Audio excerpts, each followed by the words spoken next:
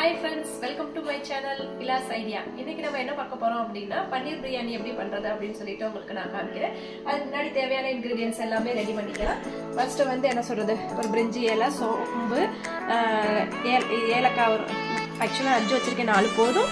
அப்புறம் கிராம்பு கொஞ்சம் எடுத்துக்கிட்டேன். புதினா, கொத்தமல்லி, வெங்காயம், தக்காளி, இஞ்சி பூண்டு பேஸ்ட் எல்லாம் ரெடி பண்ணி வச்சிட்டேன். பக்கத்துலயே வந்து என்ன சொல்றது பாஸ்மதி ரைஸ் 2 டம்ளர் ஊற வச்சு எடுத்து வச்சுட்டு அதுக்கப்புறம் வந்து கொஞ்சம் கிரீன் பீஸ் ஆட் பண்ணிக்கலாம் அப்படின்றதுக்காக ஃப்ரோசன் இது ஆக்சுவலா அதனால நான் எடுத்து கொஞ்சம் வாஷ் பண்ணி வச்சிருக்கேன். கொஞ்சம் எண்ணெய் கொஞ்சம் பட்டர் போட்டுக்கோங்க. போட்டுட்டு எண்ணெய் வந்து நல்லா சூடானதும் அதில் எடுத்து வச்சிருக்க எல்லா வாசனை பொருளும் நான் வந்து ஆட் பண்ணிடுறேன்.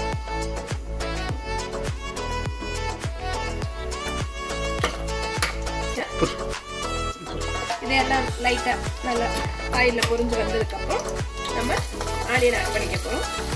ஆனியன் நீளமா கட் பண்ணி வச்சிருக்கேன்.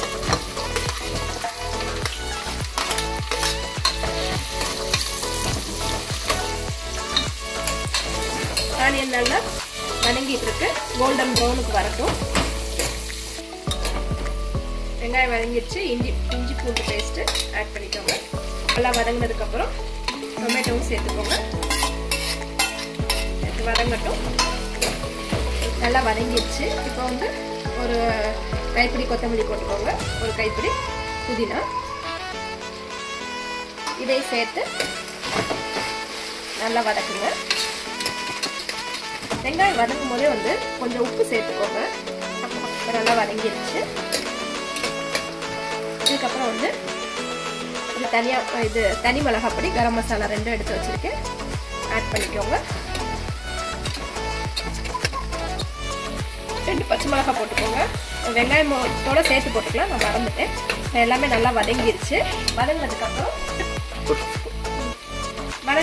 வந்து 2 ஸ்பூன் வந்து கர்ட் ஆட் பண்ணிக்கோங்க. இப்போ இதே சேர்த்து நல்லா வதக்குங்க.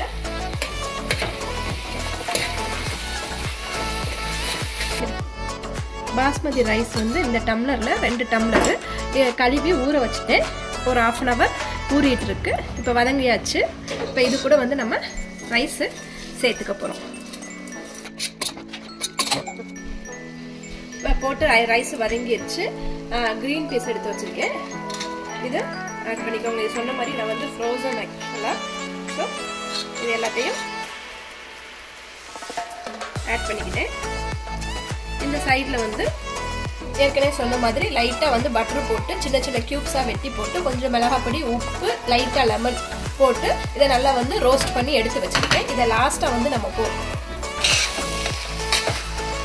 அதுக்கப்புறம் 2 டம்ளர் ரைஸுக்கு நான் 1 டம்ளர் தண்ணி ஊற்றிருக்கேன். 4 நம்ம வந்து பன்னீரை ஆட் பண்ணிடுறோம். கொஞ்சம் கொதிக்கட்டும். கொதிச்சோட பன்னீரை ஆட் பண்ணிட்டு ஒரு விசில் மட்டும் போட்டு எடுத்தா பிரியாணி ரெடி. நல்லா கொதி வந்துருச்சு. இப்போ வந்து நம்ம ஃப்ரை பண்ணி வச்சிருக்க பன்னீரை சேர்த்துக்கணும்.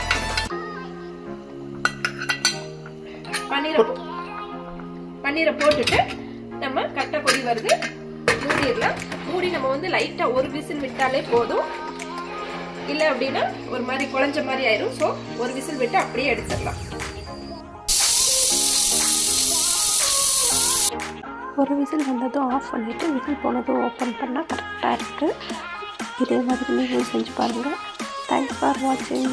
இதே மாதிரி மோர் இன்ஃபர்மேஷன் யூஸ் பற்றின விளாக்குக்கு என்னோடய சேனலை மறக்காமல் சப்ஸ்கிரைப் பண்ணிக்கோங்க.